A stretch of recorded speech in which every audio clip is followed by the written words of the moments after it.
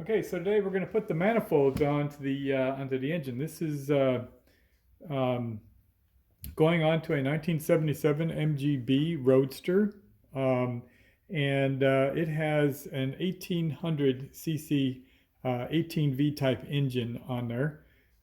This is the intake manifold right here. We polished it up nice. It's aluminum, and this is for a side draft Weber DCOE 45 carburetor. So it's going to have a little bit of an improvement in airflow, I hope. And this is a standard cast iron exhaust manifold. So the thing that you need to take into account here is while you're prepping it, is these manifolds share studs. These four studs in the middle here are shared.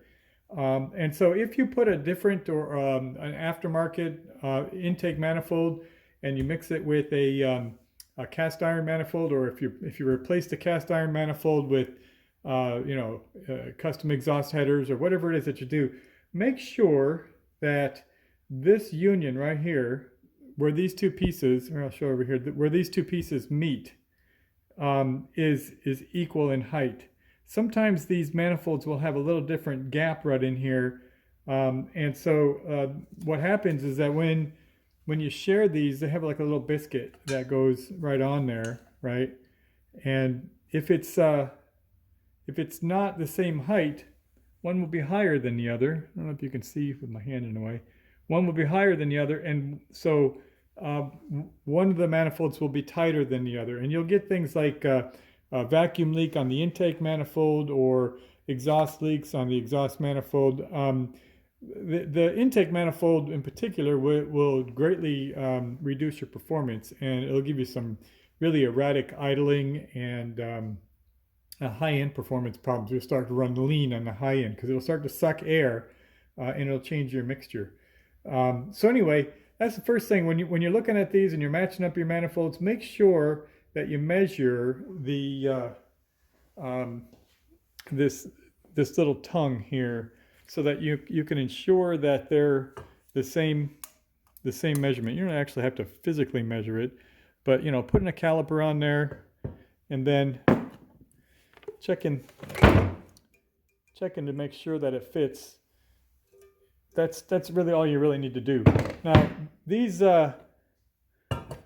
little biscuits that go on here, these little metal washers, they're really pretty thick. They're flat on one side and they're kind of curved on the other side.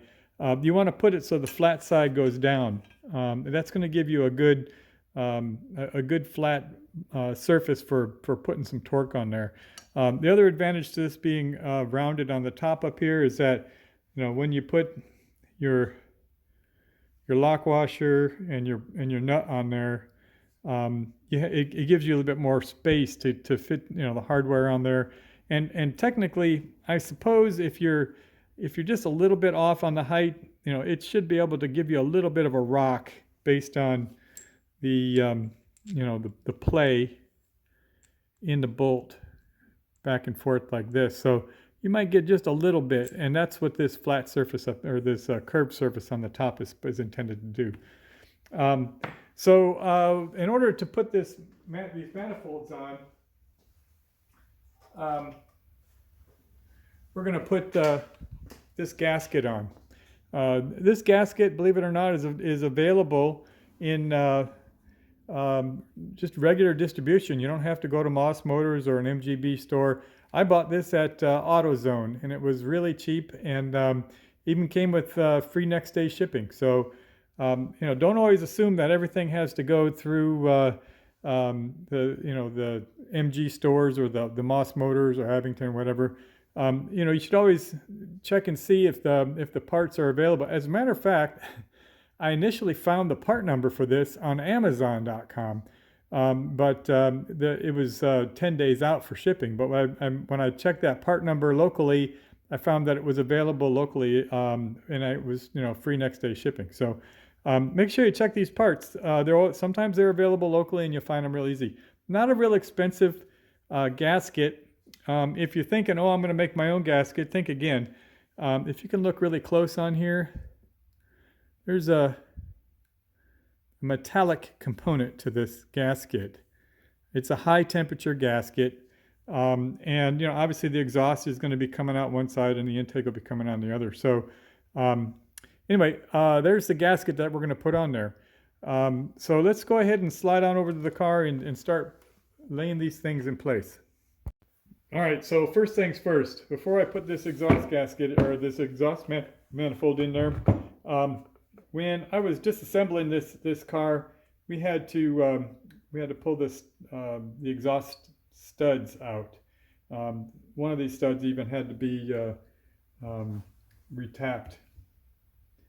So anyway, so the first thing you're going to want to do on that is clean up this surface. Now with the gasket, with the surfaces in the back, they're gonna connect to the manifold. So these surfaces have to be pristine and flat and ready to accept that gasket.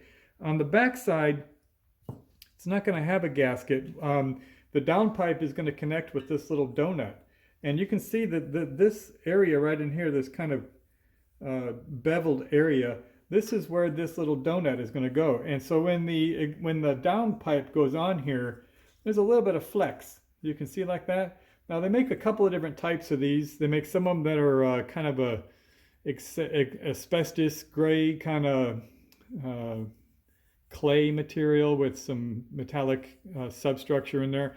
I don't like those because they become brittle over time, and after they've been on the car for a while, they tend to start to leak. So these are just metal. They're pressed metal.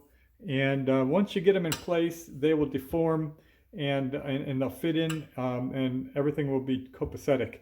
So anyway, that's when you're prepping this out. First thing is put some new studs on there. These are available at your local hardware store. You don't have to order these en masse either. I bought these $2.50 a piece or something like that at the local hardware store. These are 5/16. And then by 24 on the fine thread side. So they're available locally as well. You don't have to buy those any of those other stores. So anyway, let's go ahead and put these babies in there. All right. So like I said, when we were taking this apart, one of these exhaust studs was stuck, and so ultimately, when it came out, it had stripped away the threads in here. So as you can see, I really can't even screw that in there. So what we're going to do in here is we're going to put a thread insert, and this is a 5/16 by 18 thread insert. And what this is going to do is it's going to give us the ability to go ahead and tap a standard stud right into that hole, right? In order to do that, we need to accommodate that hole so that we can drill this in there. This is the next size up right here, and you can see if you put this thread into that next size up hole like that, can you see how that works? Then what you're going to do is just thread that right in there, right? So that's basically all we're doing here. Is we're going to thread this to the next size up. I'm going to put this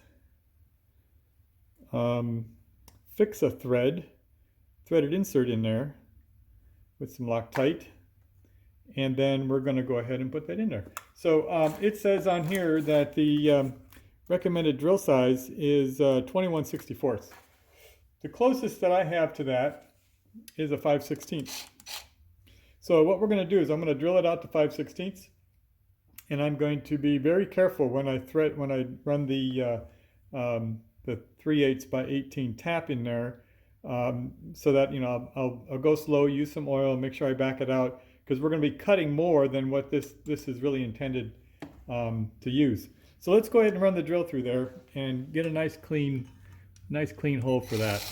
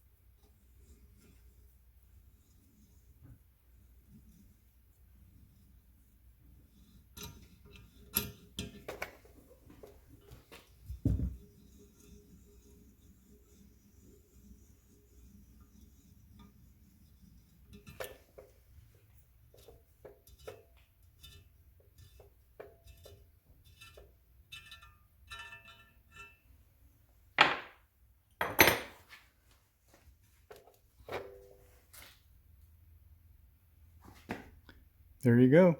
Nicely threaded.